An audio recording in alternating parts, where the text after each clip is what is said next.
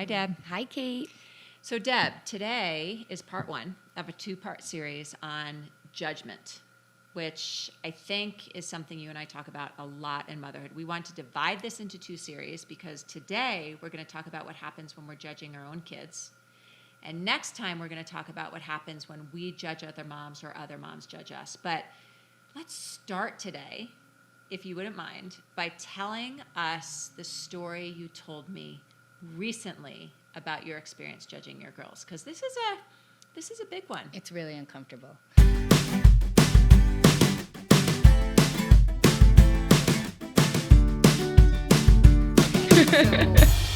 And I actually want to differentiate judgment versus disappointment. And that for me personally, when judgment recently came up for me, it felt ick. Like disappointment I can tolerate. I can totally handle feeling disappointed. But feeling like I was actually judging my kids, it felt really icky. And so here's what happened.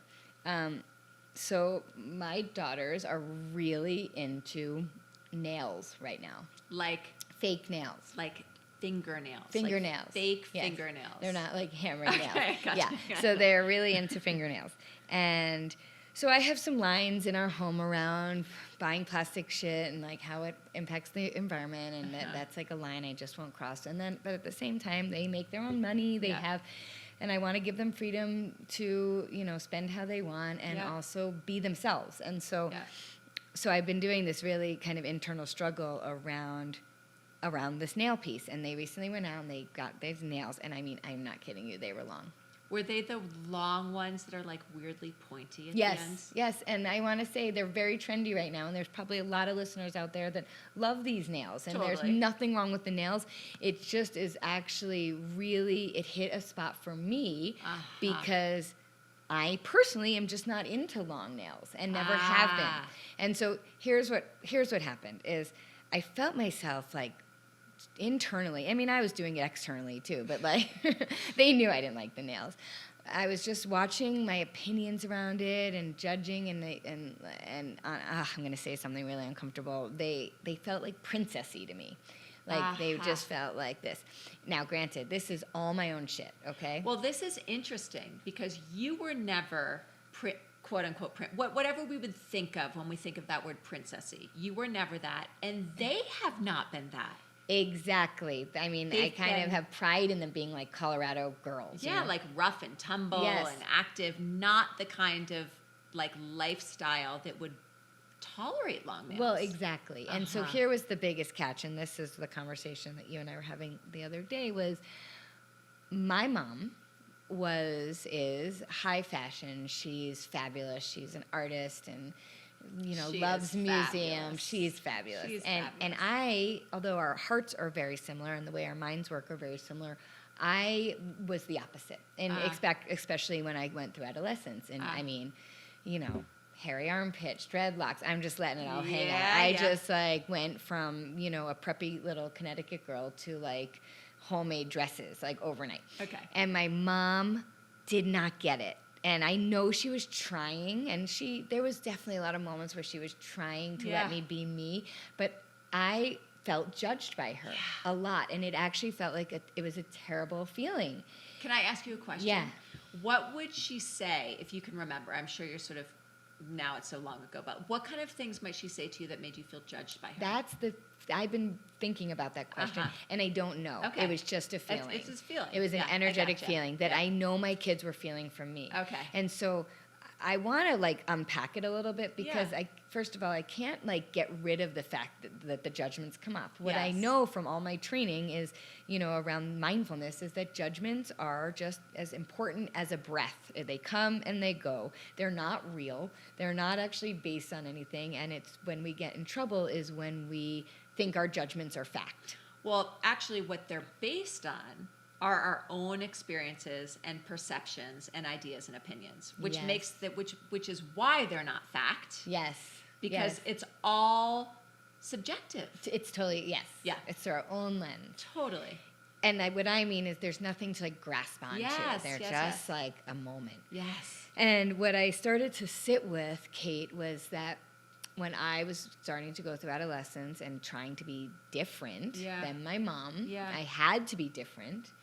I went extreme, tree hugger. Yes, right? Yes, you did. And my mom, I would imagine, was like, what's happening? Like, and my sister did not go extreme different. So they were a little more aligned in that way. And now I'm watching, specifically my oldest daughter, she's actively differentiating from me. And so she's just wanting to be everything I'm not in many ways. So just for our listeners, yes. How would you define differentiation? Great question. It is the developmental process of having autonomy from your primary caregivers. Totally. It's about separating from being a unit and much more having your own identity in the world. And it's actually, there's so many different stages of differentiation. I mean, it can start very early of like, I'm going to, crawl away, look back, and see that you're still there, rapprochement, and then through each developmental stage, it gets clearer, and it's not like a one-size-fits-all. Some people don't really differentiate until they, move away from home. There's like geographical differentiation, but there's many layers of it, and it's so important and necessary and painful. And I think what I hear you saying is literally just like the word differentiation is wanting to and trying to be different. Yes. Right. And I am not you. Exactly. And in a healthy, when it's working, and we all make mistakes, the parent allows for the differentiation. Yes, because it's good. But what happens is we get stuck sometimes. Yes. And a little judgy. Okay. Yes. So let's. So there's heartbreak mixed with judgment. So yes. I guess that's the end of my story, is that I recognized that judgment was coming up. I'm sure my kids felt it. Like I'm saying, I wasn't totally outright, just like my mom wasn't totally outright, and yet there's a feeling there, and it's actually it feels like a dangerous feeling to put in between a child and a parent. What were, if you can recall, some of the things you were saying to yourself inside of your head when she showed you her nails? Ugh, this is know. Vulnerable. I know. That's what we do here. I mean, yes, it is. I mean, first of all, I was like rolling my eyes because we went camping right afterwards. So like the way she was like navigating like, dirt, basically. Totally. I was just like rolling my eyes internally. In fact, I was probably acting pretty adolescent-y. I was, some of the thoughts were just like, I had a little, I told you so in my mind. I had, I almost can't even like find the words because it just felt so judgmental. Totally. That's really all I can say. Well, right. So if you have an opinion and a belief based on your own experience that long nails are, to use your word, princessy or get in the way or annoying, and that they're not in line with how you think of your daughter, those are probably some of the thoughts you're having in your head. Exactly. Right? Exactly. And I think what you just said a few moments ago is so important, which is that we all judge. Yes. That's not the problem. Good luck. Good luck never judging. That's because we have our experiences and opinions and ideas, right? The challenge is that when we're judging and not paying attention, we can then feel something and then make choices that come from that feeling that aren't helpful. So what did you do? Well, I mean, I think just to finish what your statement was, I think when it's not helpful, it actually could be harmful. Like that's when I started to notice that there was like this energetic wedge. It started to feel harmful. Like I could be actually pushing her away. And that actually was my wake-up call of like, I have to get over my shit. I have to like, long nails do not have to mean anything. Yes. It is like there's no meaning. Like how Pema Chodron does that whole thing about snow is just snow. Snow is if just snow. If we love skiing, snow is like amazing. Yes. Our judgment is that it's amazing. If we hate the cold, our judgment is it's terrible. But snow is snow. Long nails are just nails. Totally. And actually, that night, she scratched my back with them, and they felt so good. So what did I do to answer your question? I started with coming to you because actually one thing I know to be true is that when I'm having an uncomfortable trigger or feeling, I have to bring it to an adult place. What does that do for you? It allows me to be messy and embarrassed and unapologetically human. And it gives me reflection. You were able to hold space for me and just kind of, you didn't judge me back. You laughed with me. We brought humor in. And, but I was actually able to get it out of my internal process and just be like, this is happening. And I say bring it to an adult place because actually when I could reflect with you, then I came back into my adult. Because actually I think what was judging was like an adolescent inside of me. Yeah. You know? Well, and that that's has, actually interesting because when we're kids, adolescents, which all 4 of our daughters are, we judge and act on those judgments. Adults don't do that, or we have the capacity to not do that. We have the Let me say that capacity to differently. not do we that. do, but we have the capacity not to because of the full formation of our brains. We can have perspective, we can have insight, we can have reflection. So you were reflecting with me to get back to that part of your brain. Yes, exactly. And like I really feel so strong about when any trigger comes up to find a place, a journal, a partner, a therapist, a really good friend that you know is going to love you through it all. Totally. To pause and then with the return. So I had a choice. Sometimes I'll name it. My kids probably just can't even deal with how much I name. But, and sometimes I just actively choose to be different. But in this moment, we were laying in bed, she was scratching my back, and that's when I was like, wow, your nails actually feel good. And then I said, and I'm sorry I've been judgy. So it was really a simple line. And ownership is amazing.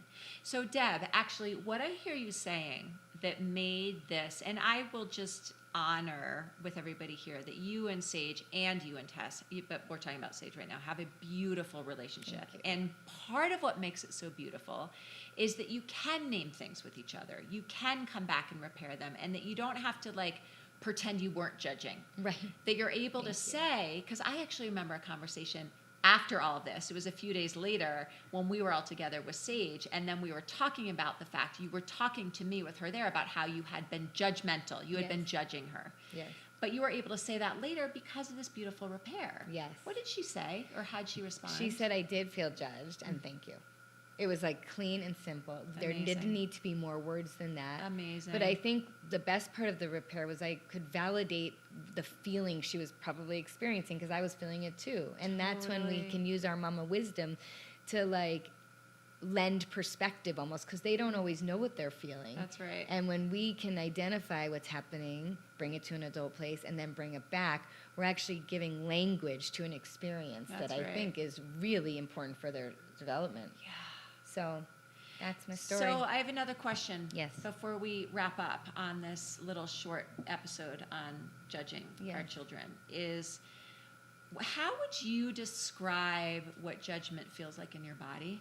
So what I find that this is a particular good topic to be doing this with because sometimes people don't know how to say how things feel. Although I think we would all say that when we're judging other people, whether it's our kids or someone else, we don't feel good. No. It's not a good feeling to be in a state of judgment.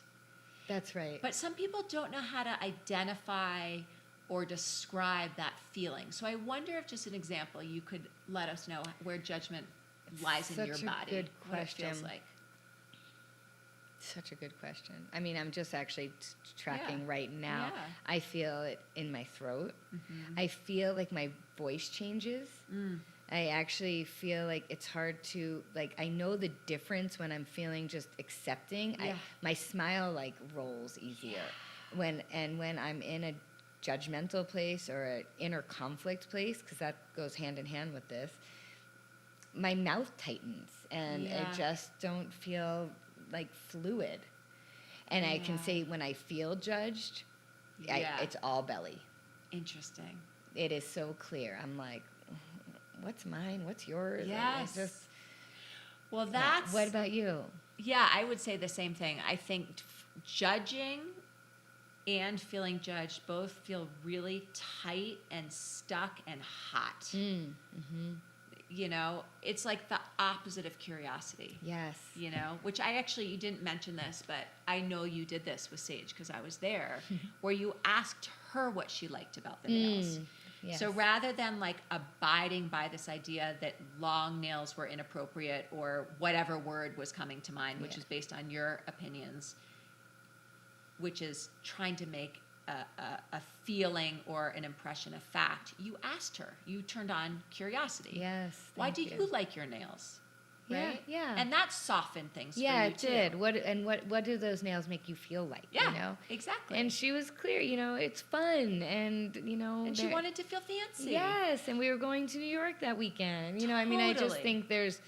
But it gave you context. Yeah. Your curiosity gave you context. That's the other piece, is that judgmental feelings are very tunnel vision. Yes, which I think is why I feel tight, it's by like the a way. contraction, Yes. yeah.